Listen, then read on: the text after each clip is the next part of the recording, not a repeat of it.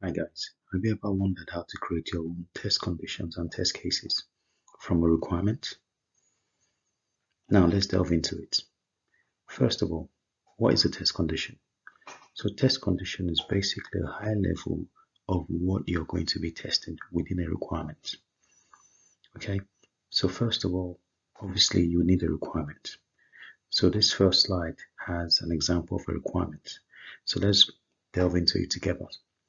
So the description for the requirement is for an e-commerce application that will incorporate below new features.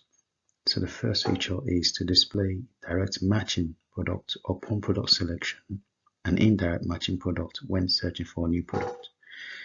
The second feature is to generate a coupon based on customer eligibility, L1 for customers with over 5 points and L2 for customers with over 10 points. Then thirdly, it offers affiliate marketing to commercial customers with purchase over $10,000 and to non-commercial customers with purchase over $5,000. Okay, so now when we look at this requirement, it gives us a breakdown of what this new feature will cover. And then as a tester, you want to try and understand how you'd approach your test. So the first thing before you actually create your test case is to know what your test conditions are. So at a high level, if we move to the next slide,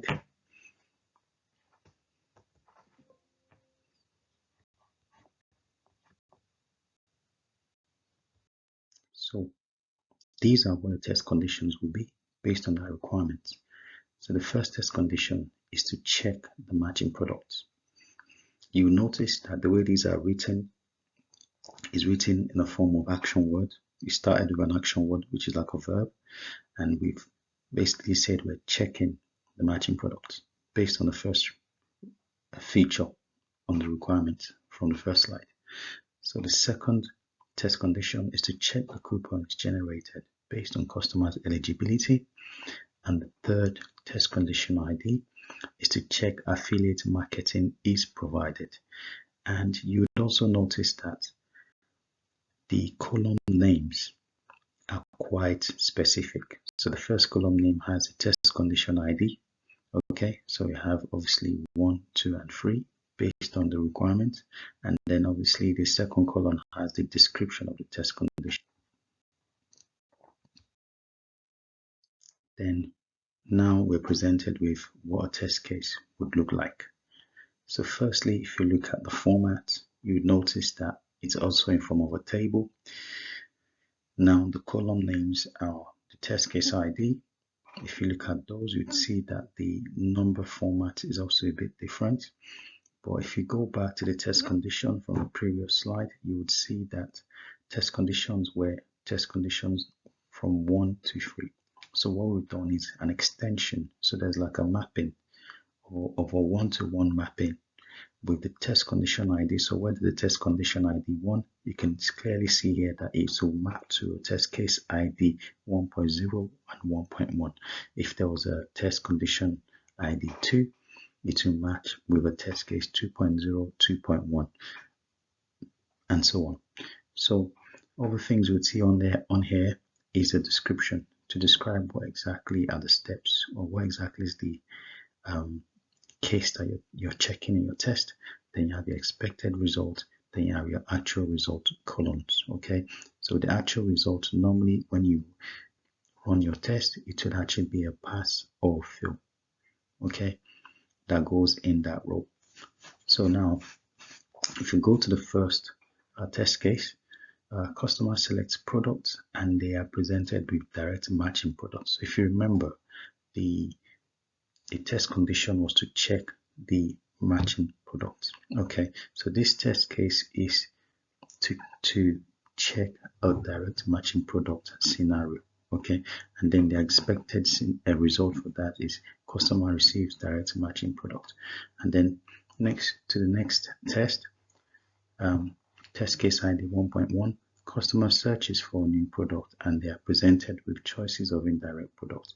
So the expected result for that is customer receives indirect matching product.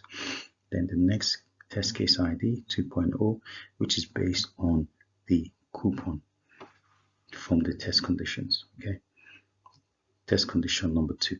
So here, a customer with over 5 points clicks on a coupon button. Now, customer receives a coupon L1 as expected result. And same for test case 2.1, when a customer with over 10 points clicks on the coupon button, expected is they'll receive a coupon L2.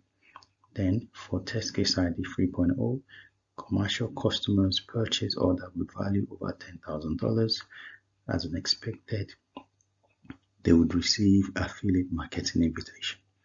3.1, which obviously also matches with test condition 3, commercial customer purchase order with value below $10,000, they will not receive an affiliate marketing invitation. So same for the non-commercial customer purchase the order with value over $5,000, they receive affiliate marketing invitation. Then 3.2, non-commercial customer purchase order with value below $5,000, they will not receive marketing invitation. So what I've done with the test case ID 3.0, 3.1 and 3.2 is I've incorporated what is known as a negative scenario. So if negative scenario is when you do something that's outside the expected scenario. Okay, so in this case, we're obviously checking what would happen if the value of the order is below what is expected in the requirements. So obviously we would have a negative expected result for those scenarios. So it's important when you're testing to obviously check both positive and negative scenarios. Okay, so this is just to give you an idea of how to create your test cases, starting from obviously analyzing the requirements, generating your test conditions, and then expanding on that to create your test cases. Okay, normally if you are working on a project, test case would normally be more detailed. So you'd have things like in ISTQB terms, it's known as test procedure. So you have things like very low level, like I log on to the system as a so-and-so user, I go on so-and-so tab or page, I go on so-and-so, I click on so-and-so button, then it takes me to this screen, and then from that screen, and then I'll select my product, then from then I'll click on the checkout. So it's more low level. So I've just made it very brief, just to give you guys an understanding of how to create a test case and what a test case would look like. Okay, so thanks so much, guys. Hope you've learned something from here today, and then I'll see you guys again in the next video. Please, if you haven't already, please subscribe to my channel. Feel free to share your comments as well and share the videos as well. Thanks so much.